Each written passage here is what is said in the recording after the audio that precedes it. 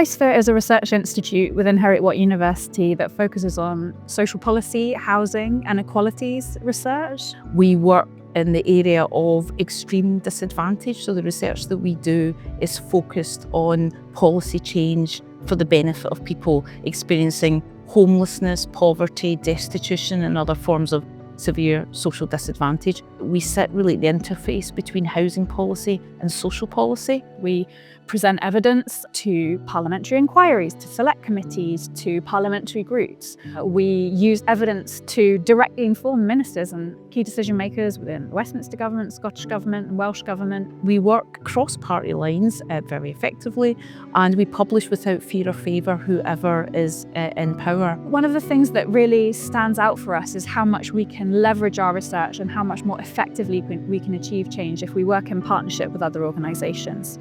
And I think it's these long-term partnerships, action-learning partnerships really, that bring value to both sides. But I think one thing that's really important to understand, in terms of promoting progressive policy change, very often government at local level, at regional level and at national level are our partners in pushing forward progressive policy change. I look back on the last 10 years of the work that iSphere has done, and I think there's an exceptional amount to be proud of. We've brought visibility and quantitative evidence to issues that were less visible, that were more hidden in the past. There's this huge migration to cities, generally across Latin America. In the case of Colombia, it's been very much driven by 50 years of conflict. So people have been driven to go into the cities and they're not finding a home.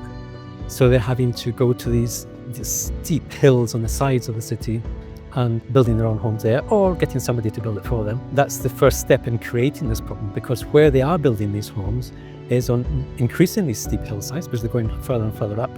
And the soil is not very stable. So the other ingredient here is that they do have 2 periods of heavy rain every year. So you have heavy rains around April and another set of heavy rains around November. And these are the times of the year when you do get these landslides happening.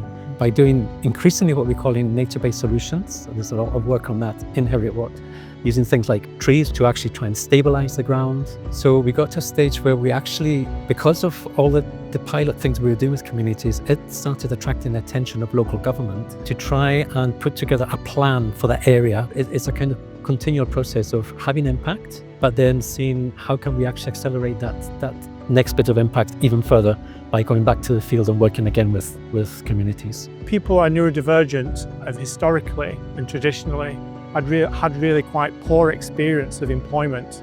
And it's only really been in the last couple of decades where organisations and employers have been interested in trying to really make a difference in that area. Autistic employees are perhaps the most disadvantaged group in all the groups in employment right now. And I think unemployment rates are around about 80%. Where we did actually start the research for the trade union movement, who have been leading in a range of areas related to quality, diversity, inclusion for quite some time now. Around about 15 years ago, neurodivergence and neurodiversity was a gap in the organising capacity. And that's where we came in, that's where we brought in our expertise and helped the union, one union in particular. So these neurodiversity champions could support an individual in an individual situation.